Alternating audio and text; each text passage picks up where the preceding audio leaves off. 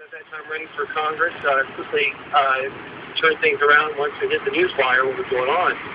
But and we're pleased about that.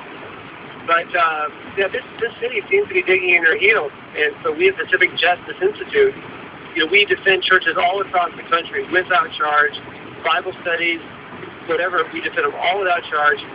And so the silver lining here is that in the end, we are confident we will prevail one way or the other because of the Constitution, because of the Religious Land Use Act.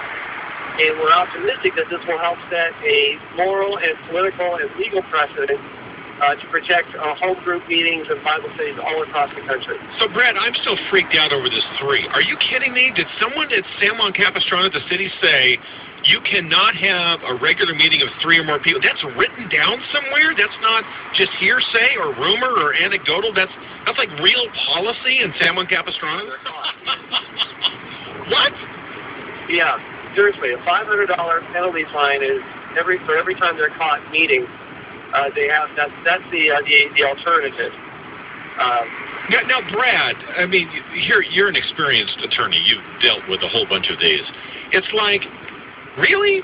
Can't you just go to the city council or a secretary somewhere and say, there's got to be a serious mistake, this is a joke, right? And you did appeal this, right? Right. In fact, we're now having to appeal it. We at the Pacific Justice Institute are having to appeal it to the Orange County Superior Court. It's just the fine portion. And then after that, if we still can't get it resolved satisfactorily, so we're hoping once again that the city will have a change of heart and really turn things around. But if they don't, then we're going to have to then file in the federal court as well to make sure that this is appropriately handled once and for all. Well, Brad, this is just or they will be fined $500 per meeting. 3 of them or more cannot get together. If you want to get 2 together in San Juan Capistrano, that's okay. You get 3 people, you're going to need a conditional use permit or set. Are you kidding me? This sounds like something from North Korea or Tehran, Iran. It's like right here. So when we come back, we're going to try to get a hold of my office now, and I guarantee it's not my home. Right. There's a distinction between the 2. Yes. So Chuck, this sounds just like harassment, but surely somebody at the city office or a city council member has got to say, okay, no, this is silly, we're not pursuing this. This is not what the city is all about. The reality is that you can't make the assumption of intelligence, per se. I mean, what you have here is there is a what I call a cross neighbor and sort of an arbitrary enforcement. In other words, someone that doesn't like your meeting. Let's say the meeting is even not even a Bible study. If it's you're having a Boy Scouts or Girl Scouts or no, go the other way. Go completely religious gathering. Meaning, if you and your buddies want to go to a Coco's on doesn't matter the day, and you pray before the meal, that arguably is a religious meeting. You want to go down the beach and chant to the moon god? That's a religious meeting. You want to be an atheist and go protest? It's like, are you kidding me? So Chuck Fromm, it's your house, bro. How can we help? How can we help you?